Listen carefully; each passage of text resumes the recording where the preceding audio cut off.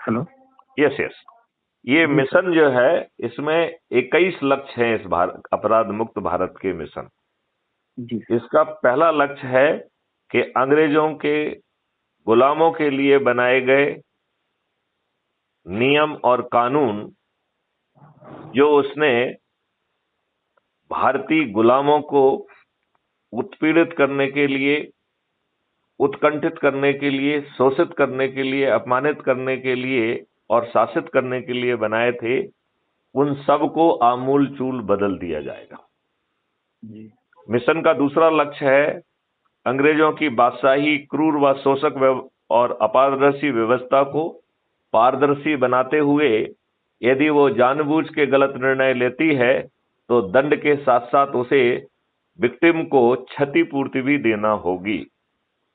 यह कानून कायदे से गवर्नमेंट ऑफ इंडिया को संविधान की शेड्यूल 7 लिस्ट बन के तहत बनाना चाहिए था, जो उन्होंने अभी तक नहीं बनाया है। अब ये काम आगे चल के क्राइम फ्री भारत मिशन के चंद्रगुप्त करेंगे, राइट। जी सर। इसका तीसरा लक्ष्य है भारतीय शिक्षा अधिनियम को बदलकर भारतीय गुरुकुल अधिनियम लाया जाएगा, जो भारत के वैदिक ज्ञान और आधुनिक विज्ञान का उपयोग करके भारत को विश्व गुरु के रूप में स्थापित करेगा। आपको ये जानकारी है कि ये जो अभी जो एजुकेशन एक्ट लाया है, जो कि लॉर्ड मैकाले ने के रिकमेंडेशन पे आया है। बेसिकली लोगों को लॉर्ड मैकाले का अकेला नाम मालूम है। बेसिकली लॉर्ड मैकाले और इनके बॉस, जिनका नाम विलियम एडम था, इन दो लोगों ने भारत का 3 साल तक भ्रमण किया, जी। राइट। और फिर भ्रमण करके एक 1780 पेज की रिपोर्ट ब्रिटिश पार्लियामेंट में पेश की। कितने पेज की? 1780 पेज की। जिसका ओपनिंग रिमार्क मालूम है क्या था? जी। I have travel in every nook and corner of the country, I did not find single beggar. मतलब भारत का मैंने कोने कोने का भ्रमण किया, मुझे भारत में एक भी भिखारी नहीं मिला। भारत एक इतना समृद्ध देश था। फिर उसने भारत के गुरुकुल सिस्टम के बारे में बताया कि भारत का गुरुकुल सिस्टम में साउथ में लिटरेसी 97-99% थी और नॉर्थ में ये लिटरेसी 88% थी।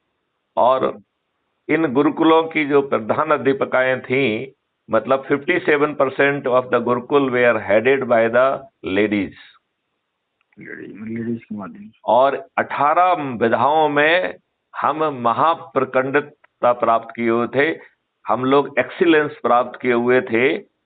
तो एक जो है अंग्रेज ने, एक लॉर्ड जो पार्लियामेंट में इनके, जो उनको पार्लियामेंटेरियन को लॉर्ड कहते हैं, तो एक लॉर्ड ने पूछा, एक एमपी ने पूछा मतलब उनके, कि आपने भारतीय सिस्टम के बारे में तो बहुत बता दिया है, क्या आपको ब्रिटेन का सिस्टम का भी मालूम है कुछ, और आप उसको क्या बता सकते हैं?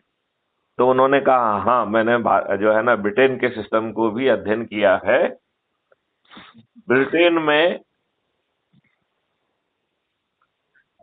में उस समय जो लिटरेसी थी 1835 में, वो मात्र 17% थी, 17%। और उस समय ब्रिटेन में केवल एक ही दिन स्कूल चलता था, जिसे संडे स्कूल कहते थे। संडे। और उस संडे स्कूल में केवल एक ही चीज पढ़ाई जाती थी, वो है बाइबल। तो कहां पे राजा और कहां गंगू तेली, ये बिल्कुल वैसी स्थिति नहीं है कि ब्रिटेन जो है ना भारत के सामने गंगू तेली था। सही बात सर। ये बात आप मानते क्यों नहीं मानते? चाहे वो परसेंटेज में मान ले, चाहे ज्ञान में मान ले। और उस समय भारतीय जो है ना गुरुकुल ने ऐसे इंजीनियरिंग मिराकल्स किए। तो उसमें एक कर्नल क्यूट था, उसी में he was also Lord, right. और वो कर्नल था क्योंकि वो आर्मी से के बैकग्राउंड का था। तो वो कर्नल क्यूट ने कहा, I second mister William Adam, right. तो सभी जो लॉर्ड्स थे वो उसके ऊपर पिल पड़े कि भाई इन लोगों ने तो 3 साल अध्ययन किया है, तुम किस कैपेसिटी में इस बात को करोबरेट कर रहे हो? तो कर्नल क्यूट ने जवाब दिया कि मैं हैदर अली के विरुद्ध युद्ध में लड़ा था और उसमें मैं पराजित हो गया था और मुझे पकड़ लिया गया था जी और मेरी नाक काट दी गई थी। जी तो लॉर्ड्स ने कहा कि भाई जब तुमको पकड़ ही लिया था तो तुम्हारी नाक क्यों काटी थी, तेरा गला क्यों नहीं काट दिया? ठीक है ना। जी तो कर्नल क्यूट जवाब देते हैं कि नहीं, भारतीय जो है राजा बहुत ही दयालु हैं और आप युद्ध में वीरगति प्राप्त कर जाएं तो दूसरी बात है, यदि आपको पकड़ लिया जाएगा, आप यदि पराजित हो जाएंगे तो आपको कभी मृत्युदंड नहीं दिया जाएगा, आपका नाक का काटना ही सबसे बड़ा दंड है। राइट। जी और फिर उन्होंने कहा मैं अपनी कटी नाक लेके कुलगाम नामक कोई गुरुकुल रहा होगा उस समय, वहां पे वो गए और उस समय 1835 में उस गुरुकुल में उनकी प्लास्टिक सर्जरी की गई और कर्नल क्यूट ने कहा कि मैं आपको चैलेंज करता हूं यदि आप में से कोई बता दे कि मेरी नाक कटी हुई थी। उस समय हमारा मैंने मतलब जो है हमारी उस समय जो है प्लास्टिक सर्जरी का वो लेवल था 1835 में। 35 में सर। 1835 में भी हमारी संपन्नता, हालांकि उस समय इतने करोड़ लोगों ने इतनी बदतमीजी और बदमाशियां की, उस समय भी भारत इतना गरीब नहीं हुआ जितना इन अंग्रेजों ने गरीब कर दिया। गरीब कर दिया सर। बात समझ गए नहीं? सही बात। मतलब 1835 तक, जबकि उस समय अंग्रेज ने काफी व्यापार कर चुके थे, 1835 के बाद उन्होंने कितना ज्यादा जो है कितना ज्यादा जो है देखा जाए तो एक्सप्लॉइटेशन किया। जी जी, यहाँ से ले गया सर। बात समझ रहे हैं ना आप? जी जी सर। तो जो है इसमें मूल उस पे फिर से पहुंचते हैं कि तो जो ये अंग्रेजी जो सिस्टम है वो, ये तो मैंने कमेंट्री दे दी जो मुझे नहीं देना चाहिए थी। भारतीय शिक्षा अधिनियम को बदलकर भारतीय गुरुकुल अधिनियम लाया जाएगा और ये पुराने गुरुकुल से भी बेहतर होगा, क्योंकि इसमें भारतीय वैदिक ज्ञान के साथ साथ जो है आधुनिक विज्ञान को मिश्रित करके भारत को विश्व गुरु के रूप में स्थापित किया जाएगा। जी अब यहाँ पे स्थिति ये है कि हमारे जो है डॉक्टर मनमोहन सिंह को डीलिट डिग्री दी गई, तो वो जो है ना 45 मिनट तक अंग्रेजों का ही गुणगान करते रहे। ये शायद आपको जानकारी होगी मेरे ख्याल से। इसके बाद चौथा लक्ष्य है कि अपराध मुक्त भारत 5 संस्थाओं के साथ अवतरित होगा, जिसमें बिना थाने जाए गांव के गरीब साधन विहीन व्यक्ति की एफआईआर दर्ज होगी और वो आज की एफआईआर की तुलना में 1000 गुना ज्यादा जो है ना पावरफुल होगी। और चूंकि हमारा डीएनए खराब है तो हमको तो झूठ रिपोर्ट करने में लज्जा नहीं आती है, तो ये सिस्टम कहता है कि यदि झूठ और फैब्रिकेटेड रिपोर्ट होगी तो उसी सर्टेनिटी के साथ झूठी रिपोर्ट करने वाला भी जेल में सड़ेगा। फिर इसमें जो है दूसरी जो सर्टेनिटी है कि crime free Bharat K techno engine की मदद से अकाट्य साक्ष्यों का संग्रहण संभव होगा और अधिकतम 15 दिन में चालान पेश कर दिया जाएगा। जी। फिर इसकी तीसरी सर्टेनिटी है कि जैसे पहले बिना थाना जाए आपके थाने में एफआईआर दर्ज हो रही थी, ऐसे ही बिना कोर्ट जाए, अब आप वकील हैं इसको जरा ध्यान से सुनिए, बिना कोर्ट जाए क्राइम फ्री भारत के distributed video based trial system के माध्यम से आज की तुलना में 1000 गुना ज्यादा ट्रांसपेरेंट एंड एफिशिएंट जो है वीडियो ट्रायल होगा। और ये ट्रायल 3 दिन से 30 दिन के अंदर जो है ना समाप्त हो जाएगा और इसके लिए ना तो जो है ना जजेस की कमी आड़े आएगी और ना ही वकीलों की। और इसमें फरियादी से लेके, गवाह से लेके, फॉरेंसिक एक्सपर्ट से लेके, लैंग्वेज इंटरप्रेटर से लेके, डिफेंस लॉयर से लेके, प्रोसिक्यूशन लॉयर से लेके जज तक सभी को जो है वेतन तो एक छोटा सा वेतन मिलेगा, उसको असली पैसा जो मिलेगा वो रेवेन्यू स्ट्रीम के माध्यम से मिलेगा जो केस टू केस बेसिस पे होगा। हाँ, और जो ये केस टू केस बेसिस पे जो पैसा मिलेगा, ये रेवेन्यू स्ट्रीम आज जो उनको तनख्वाहें मिल रही है इससे दुगनी से तो ज्यादा ही होगी, 5 गुनी होगी तो भी ताज्जुब वाली बात नहीं है। और ये sum total of revenue stream का 2 से मल्टीप्लाई करके अपराधी से वसूल किया जाएगा। तो इस अकेले क्राइम फ्री भारत मिशन के रेवेन्यू मॉडल से आज जो सरकार कमा पा रही है उससे 10 गुना ज्यादा पैसा कमा सकेगी। और फिर क्राइम फ्री भारत का एक और वो है इंजन, वो है पेपर करेंसी मुक्त भारत, राइट। तो पेपर करेंसी खत्म करके 10 गुना जो है ना रेवेन्यू वहां से आएगा।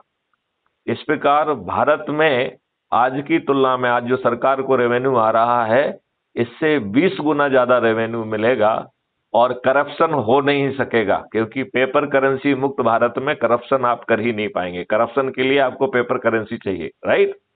Right sir. ये बात आप मानते हैं कि नहीं? जी सर, पेपर करेंसी तो बंद होने का तो सुन रहे हैं हम भी सर। नहीं नहीं, वो तो ये दुष्टता के लिए करेंगे, ये इस लक्ष्य के लिए थोड़ी करेंगे। नहीं सर। नहीं नहीं, वो पेपर करेंसी मुक्त करेंगे, ज्यादा पैसा जिससे उनके पास आ जाए, जिससे वो स्विस बैंक में ज्यादा पैसा पहुंचे, आप फिर अडानी अंबानी को ज्यादा पैसा मिले। मेरा अंबानी अडानी के लिए सर ये बात। हाँ जी जी जी सर। ये बात मान रहे हैं कि नहीं मान रहे हैं? वो जो है ना टैक्स फ्री भारत करने के लिए थोड़ी करेंगे, वो तो टैक्स से आपको ओवरबर्डन कर देंगे। वो तो आपका जो है अभी पेट्रोल जो है 1 लीटर में 110 की बजाय 150 हो जाएगा। आपका चुनाव तो होने दीजिए। जो गैस आपकी 1050 रुपए की हो गई है वो 1500 रुपए की हो जाएगी। इस बात को आप समझ रहे हैं कि नहीं समझ रहे हैं? ये सही बात है, 2024 की बात है।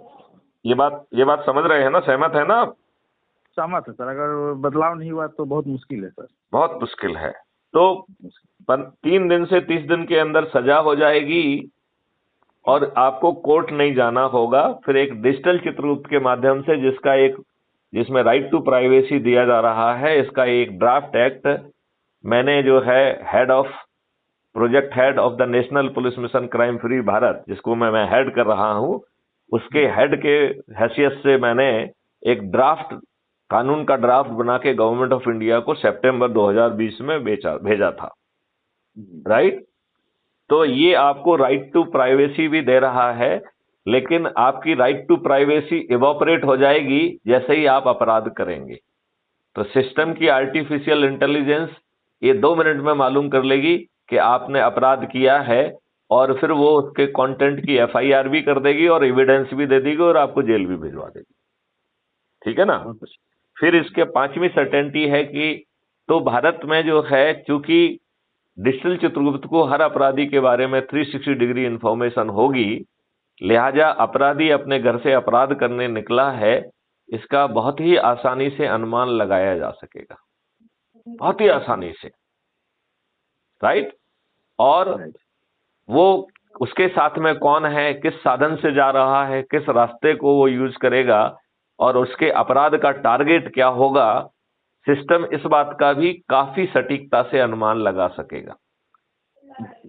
और वह स्मार्ट इंटरवेंशन के माध्यम से आपको जो है अपराध घटित करने के पहले रोक लेगा। शुरू में 30-40% को रोक पाएगा, 5 साल के अंदर जो है 99.9% केसेस में भारत में अपराध करने का एक ऑप्शन कम से कम जो पहले से जाने पहचाने अपराधी हैं उनके लिए तो नहीं होगा। और जो रिएक्शनरी क्राइम है, जब लोगों की सिस्टम पर आस्था बढ़ जाएगी और आपको 30 दिन के अंदर न्याय मिलेगा, तो फिर आपका रिएक्शन जो है वो सिस्टम के फेवर में होगा। आप कानून को अपने हाथ में लेके कुछ भी उल्टा सीधा करने की जो आपकी प्रवृत्ति है वो खुद ही घट जाएगी। Do you agree with this?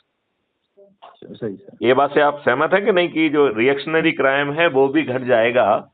और फिर जो है क्राइम फ्री भारत की जो 5th सर्टेनिटी है वो कह रही है कि जब हमें सब अपराधी के बारे में सब कुछ मालूम है और अपराधी अपराध करने की हैसियत ही भी उसकी नहीं रह गई है, he is having no option to commit crime, तो system will reach out to these criminals and will say hey you can not commit offence, तो why don't you we get rehabilitate, हम आपको पुनर्वासित कर देते हैं। तो 100% क्रिमिनल्स को पुनर्वासित कर दिया जाएगा, तो अपराध घटित करने के लिए अपराधी नहीं होंगे और सिस्टम से जो है ना 10 गुना ज्यादा रेवेन्यू मिलेगा कि आपको जो है ना टैक्स मुक्त भी हो जाएंगे। ये आपकी चौथी जो है लक्ष्य है इसका, समझ गए। जी।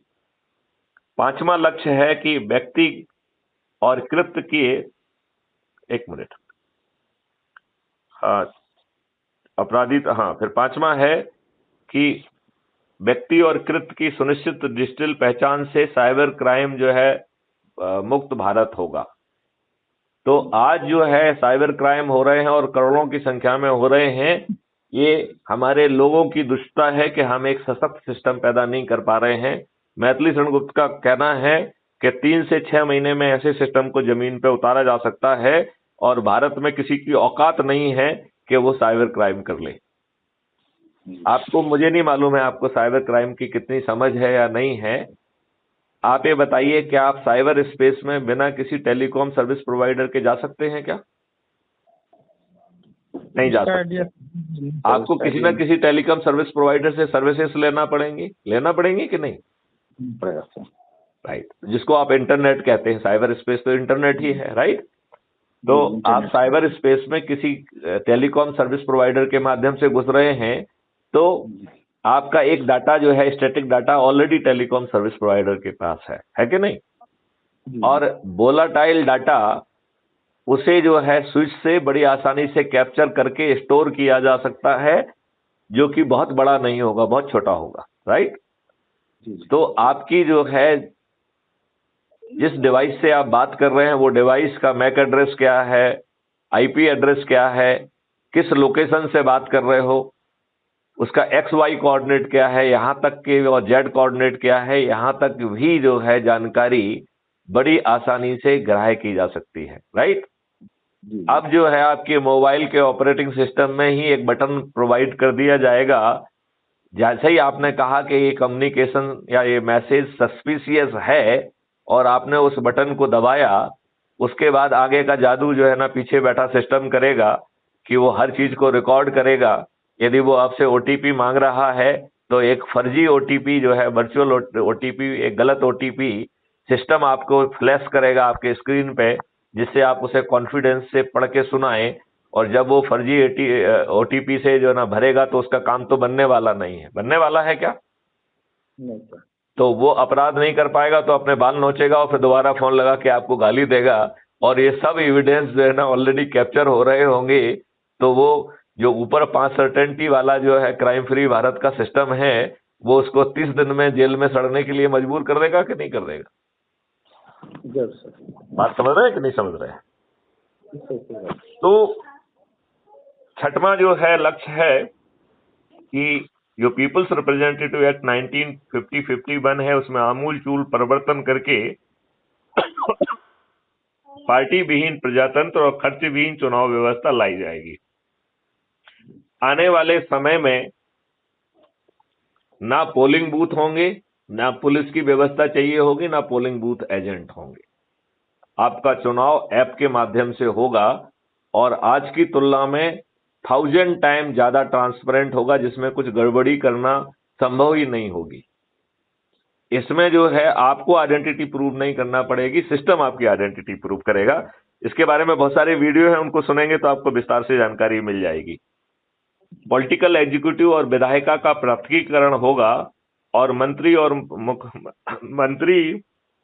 अब मुख्यमंत्री और प्रधानमंत्री की मेहरबानी पर जो है ना अपना ऑफिस होल्ड नहीं करेंगे, वो इलेक्ट होंगे और इलेक्ट होते ही वो अलग हो जाएंगे, मतलब फिर वो लेजिस्लेचर का हिस्सा नहीं माने जाएंगे, राइट जी। वो विधानसभा और पार्लियामेंट में जाएंगे तो सही, बट जो है विधायक और सांसदों के जवाब देने के लिए, राइट। वो जो है ना ड्राफ्ट एक्ट तो ला सकेंगे कि साहब ये ड्राफ्ट है, लेकिन उन्होंने वोटिंग राइट नहीं होगा, तो वो फील्ड कर पाएंगे, पास नहीं करा पाएंगे। तो हर सेक्शन पे जो है ना चर्चा होगी, सेक्शन वाइज सेक्शन पारित होंगे। आज जो सुप्रीम कोर्ट कहती है कि साहब पार्लियामेंट में कोई जो है ना चर्चा ही नहीं होती है, तो ये कानून कौन बना रहा है? हमारे पार्लियामेंट तो बना नहीं रहे हैं और ना ही हमारे ब्यूरोक्रेसी बना रही है। तो कहीं क्या तीसरी ताकत पीछे से जो है ना हमारे ये पार्लियामेंट को कंट्रोल कर रही है क्या? तो ये हो गया 7वां पॉइंट। फिर 8वां पॉइंट है कि 8वां लक्ष्य है कि पेपर करेंसी मुक्त एवं कर मुक्त भारत होगा। तो पेपर करेंसी भी नहीं होगी तो भ्रष्टाचार भी नहीं हो पाएगा और आप टैक्स फ्री भी होंगे, क्योंकि हमारे पास भारत के विकास के लिए, भारत की इंटरनल और एक्सटर्नल सिक्योरिटी के लिए हमें टैक्स पर निर्भर नहीं रहना होगा, क्योंकि आज जो हमारे पास पैसा है इससे 20 गुना ज्यादा पैसा हमारे सरकार के पास अवेलेबल होगा। लिहाजा ये देश टैक्स फ्री भी हो जाएगा और पेपर करेंसी मुक्त होने के कारण भ्रष्टाचार, हवाला, ड्रग माफिया, हथियार माफिया, टुकड़े टुकड़े गैंग सभी से एक साथ मुक्त हो जाएगा, क्योंकि न तो भ्रष्टाचार संभव होगा, ना हवाला संभव होगा, ना ड्रग माफिया संभव होगा, ना हथियार माफिया संभव होगा, ना ही देश को बांटने वाले जो टुकड़े टुकड़े गैंग हैं ये संभव होंगे। फिर 9वां लक्ष्य है सोच व कार्य की एकाग्रता से नशा मुक्त, शाकाहारी एवं आध्यात्मिक भारत होगा। ये बहुत ही पावरफुल चीज है, ये हमारे चरित्र और संस्कार को बदलेगा। भारत के लिए ये बहुत ही एक कहना चाहिए कि एक बहुत माइलस्टोन जो है ना चीज होगी, जिससे कि आपकी सोच को जो है ना विभक्त कर दिया गया है। आप चारों तरफ देखो, कहीं बार, कहीं ये, कहीं वो, पोर्नोग्राफी, इतनी सारी चीजें जो है परोसी जा रही हैं कि हमारी मति भ्रष्ट हो गई है। अब हमें अपनी मति को फिर से अच्छा करके देश को अच्छा बनाना होगा। लक्ष्य 10 है कि नहीं, आप बहुत अच्छा, कुछ बहुत अलग टाइप का है। एक मिनट, लक्ष्य है इसका क्राइम फ्री भारत के एग्रो मॉडल के माध्यम से जीवा अमृत, घन अमृत, अमृत मिट्टी, जीवाणु और केचुओं के माध्यम से किसान की उपज की सोर्स पर टैगिंग करके किसानों की आमदनी 5 गुना और मजदूरों की आमदनी 10 गुना बढ़ाई जाएगी। अपराध मुक्त भारत के आयुष मॉडल के तहत आयुर्वेदिक औषधियां, दीर्घायु वाली जड़ी बूटियां, खाद्य सामग्री और इंटीग्रेटेड औषधि प्रणाली के माध्यम से भारत को निरोगी एवं दीर्घायु बनाया जाएगा। हानिकारक रासायनिक खाद, कीटनाशक व अन्य जो है प्रयुक्त विषाक्त पदार्थों पर प्रतिबंध होगा। यह भारत में प्रवेश नहीं कर पाएंगे। तो भारत में विषाक्त चीजें नहीं होंगी तो भारत जो है वो कैंसर मुक्त हो जाएगा, क्योंकि कैंसर एक बीमारी नहीं है, कैंसर एक विद्रोह है आपकी सेल का। आपने जो उसके ऊपर अत्याचार किया है, उस अत्याचार के विरुद्ध जो है आपकी ही बॉडी की सेल आपको ऊपर विद्रोह कर रही है और मैलाइन हो गई है, और वो ऐसी ग्रोथ कर रही है कि आप उसे कंट्रोल नहीं कर पा रहे हैं। इसी मैलिग्नेंट ग्रोथ को ही कैंसर कहते हैं। तो जो मैलिग्नेंट ग्रोथ के जो जनक कारण है, यदि वो विलुप्त हो जाएंगे तो कैंसर विलुप्त हो जाएगा कि नहीं हो जाएगा?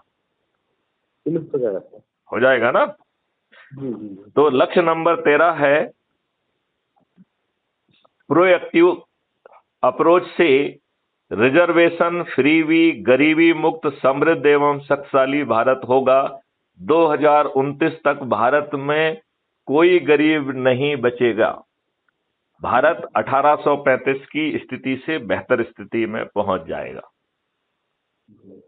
लक्ष्य नंबर 14 है वैदिक व आधुनिक विज्ञान के समग्र जो है ना विकास से भारत विश्व की सबसे बड़ा रिसर्च एंड डेवलपमेंट हब बनेगा। पूरे विश्व से लोग भारत में रिसर्च करने आएंगे और भारत जो है इसके माध्यम से विश्व गुरु के रूप में स्थापित होगा। समान आचार संहिता, जिसको यूनिफॉर्म सिविल कोड, जिसको आर्टिकल 44 में दिया गया है दिशा निर्देश, वो लागू होगा। सभी भारतीयों पर एक जैसे ही कानून होंगे। वो एक जैसा खाना खा रहे हैं, एक जैसी चीज चाह रहे हैं, तो धर्म जिसको जो भी मानना हो, लेकिन जो सिविल कोड होगा वो सबके लिए बराबर होगा। अनुच्छेद 25 के तहत जो है धार्मिक स्वतंत्रता आपको गारंटी की जाएगी, एज ए फंडामेंटल राइट है, लेकिन उसको गारंटी करने के लिए कोई मैकेनिज्म नहीं है। आज हर कोई जो है ना दंगे फसाद करके आर्टिकल 25 के विरुद्ध काम कर रहा है। कोई कह रहा है कि भारत में रहना है तो जय श्री राम कहना होगा। जो भी ये कह रहा है उसे किसने अथॉरिटी दे दी है? ऐसी किस अथॉरिटी से कह रहा है वो? और वहीं मुस्लिम कह रहा है कि मेरा धर्म मानो, नहीं तो मैं तुम्हें काफिर मानूंगा और तुम्हारा सिर धड़ से जुदा कर दूंगा और मुझे जन्नत मिलेगी और 72 हूरें मिलेंगी। ये बकवास को जो है यदि एक संज्ञेय अपराध बना दिया जाए और अजमानती भी बनाया जाएगा और जमानत केवल एक ही परिस्थिति में मिलेगी जबकि रिपोर्ट झूठी हो, 10 से 15 साल की मिनिमम सजा होगी और जो अपराध करेगा उसकी संपत्ति जब्त कर ली जाएगी। ये कानून होगा। अब मुझे बताओ, कोई किसी की धार्मिक स्वतंत्रता पे हमला कर पाएगा क्या? एडवोकेट रवि, आप मुझे बताइए, इस नए कानून के तहत किसी की औकात है कि वो आपकी धार्मिक स्वतंत्रता पर जो है ना हमला करे? भारतीय को नहीं कर पाएगा ना। नहीं सर। उसकी औकात भी नहीं होगी, उसकी सोच भी नहीं होगी। घर वाले इतने जूते लगाएंगे कि भाई साहब तुमको जो करना था क्या, पूरी संपत्ति जब्त हो गई, हम कहाँ जाएंगे? बीवी बच्चे जो है ना उसको कूट कूट के जो है ना उसको ठीक कर देंगे। हाँ, जब तक खौफ नहीं होगा, जब तक डर नहीं बैठेगा, जब तक कुछ नहीं तो ये 4 सेक्शन का एक्ट बनाने का एक पन्ने में बन जाएगा ये। और अभी जो है ना माननीय नरेंद्र मोदी जी को बनाना चाहिए, जो कि वो कभी नहीं बनाएंगे। अदरवाइज ये एक्ट इतनी आसानी से पास हो सकता है आज कि हाँ की जीत हुई और ना की हार हुई, और संविधान में लिखा हुआ है तो आपको वैसे भी बनाना चाहिए। अभी राइट टू गारंटी है आपके रिलीजन की। सामने वाला जो है ना आपको धमकी दे रहा है, सामने वाला आपका सिर जुदा कर दे रहा है, कोई तिलक लगा के दंगे कर रहा है, धार्मिक स्वतंत्रता कहाँ है फिर आपकी? नहीं सर। है क्या? नहीं बिल्कुल नहीं है ना। तो लक्ष्य नंबर 17 कह रहा है कि जनसंख्या नियंत्रण कानून व उचित सोच व आचरण के माध्यम से आबादी को नियंत्रित किया जाएगा। तो कानून तो उसका केवल बैकग्राउंड होगा, ये परिवर्तन जो है ना लोगों की सोच पे जो है ना अटैक करके किया जाएगा। लोग बाग जो है छोटे परिवार के रूप में सकारात्मक ढंग से सोचेंगे और उनको इंसेंटिव मिलेंगे, उसके माध्यम से भारत की जनसंख्या जो है नियंत्रित होगी और साचरित्र भी होगी। राइट। पूजा स्थल अधिनियम क्राइम फ्री भारत मिशन के अनुसार बहुत ही जघन्य जो है भारत विरोधी अधिनियम है, जिसमें भारतीयों से न्याय के सेक्शन, इसमें इस सेक्शन के 4 ने भारतीयों से और भारत माता से न्याय की भीख मांगने का भी हक छुड़ा लिया। तो पूजा स्थल अधिनियम जैसे अन्य संविधान के उल्लंघन करने वाले सभी कानून व व्यवस्थाएं रद्द कर दी जाएंगी। फिर इसका लक्ष्य नंबर 19 कह रहा है कि जो इंटेलेक्चुअल प्रॉपर्टी है उसे संशोधित कर दिया जाएगा। जो है ये बौद्धिक संपदा ये सार्वजनिक संपत्ति होगी। कोई भी थोड़ा सा कंट्रीब्यूशन करके उसको अपने लाभ के लिए कुंठित नहीं कर पाएगा।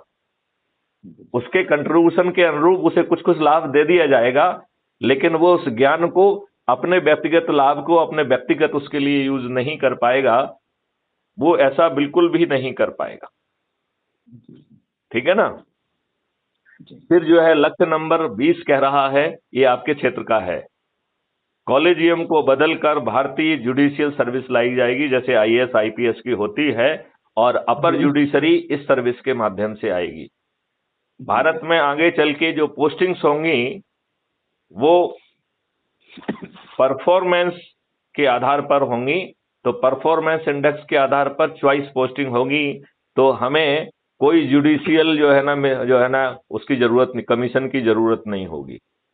अन्यथा जो है ना भाजपा जैसे लोग जुडिशियल कमीशन में अपने लोग बिठा के जो वो चाहेंगे वही कर देंगे, जो कि देश हित में नहीं होगा। लक्ष्य नंबर 21 है कि भारत से जो है ट्रांसफर उद्योग विलोपित हो जाएगा और बॉस जो है अपनी सबऑर्डिनेट की एसीआर नहीं लिखेंगे, या लिखेंगे तो सिर्फ 5% हिस्सा लिखेंगे। 95% जो है एसीआर जो है वो ऑटोमेटिक एवेल्युएशन सिस्टम के माध्यम से जब आप काम कर रहे हैं तो उसके सभी एट्रीब्यूट को कैप्चर करके वो परफॉर्मेंस इंडेक्स में कन्वर्ट कर देगा। तो एक बहुत ही ऑब्जेक्टिव जो है ना एसीआर होगी, जिससे व्यक्ति को जो है बॉस की चमचागिरी नहीं करना होगी, वो अपने काम पर फोकस करेगा। उसे अपनी पदस्थापना के लिए भी, जैसे कि अभी आप कॉम्पिटिटिव एग्जामिनेशन देते हैं तो मेरिट कम चॉइस बेसिस पे आपको सर्विस मिलती है, उसी तरीके से परफॉर्मेंस इंडेक्स कम चॉइस के आधार पर आपकी पोस्टिंग सिस्टम करेगा। तो जो अभी ट्रांसफर उद्योग बना हुआ है और ट्रांसफर उद्योग के माध्यम से ये राजनेता जो अपने आप को आपको चरण सेवक बना रहे हैं वो बंद हो जाएगा। ये उद्देश्य कैसे लगे आपको? अच्छा सर, आपके हर चीज एक नए हैं और एक नए जोश के साथ बहुत चीजें हैं जो रुक जाएगी सर। अब ये कह रहे हैं कि हम, देखिए मुद्दे की बात है कि इससे अच्छे ढंग से इससे अच्छी चीजें लिखी जा सकती हैं, लेकिन इनको जमीन पे तभी उतारा जा सकता है। कब उतारा जा सकता है? जब आपको कानून बनाने की शक्ति आपके हाथ में आए, और वो आपको तभी आएगी जब इन दुष्ट जो है अनपढ़ गंवार, दुष्चरित्र अपराधी, बाहुबली और दल बदलू नेताओं को पराजित कर, सभी नेताओं को पराजित कर, क्राइम फ्री भारत मिशन के चंद्रगुप्त बिना खर्च करके इनको पराजित करेंगे और पार्लियामेंट के मंदिर में पहुंचकर क्राइम फ्री भारत मिशन जो है जो देगा उसको जो है ना हाँ की जीत और ना की हार करके उसे कानून में कन्वर्ट करेंगे। और क्राइम फ्री भारत मिशन को इस बात का भी एहसास है कि राज्यसभा में इन दुष्टों की ही मेजॉरिटी रहेगी, लिहाजा भारत का इकोसिस्टम 4 साल तक जो है ना ऑर्डिनेंस के माध्यम से नियंत्रित किया जाएगा। 4 साल के बाद जो है हमारी राज्यसभा में भी मेजॉरिटी होगी, तब हम इन सभी ऑर्डिनेंस को जो कि हम 8 बार रिफाइन कर चुके होंगे, इन्हें कानून का शकल दे दिया जाएगा। कैसी लगी बात आपको? बहुत अच्छी है सर। और ये अब आप ये नहीं समझना चाहोगे कि आपकी क्या भूमिका इसमें हो सकती है, और वो भूमिका जो है बिना पैसे के कैसे आप कर पाएंगे? इन दुष्ट राजनेताओं ने जो पूरे सिस्टम को ही जकड़ के रखा है, इन्हें कैसे गारंटी के साथ आप जो है ना पराजित कर पाएंगे, ये नहीं जानना चाहेंगे आप? क्यों नहीं सर, जरूर सर।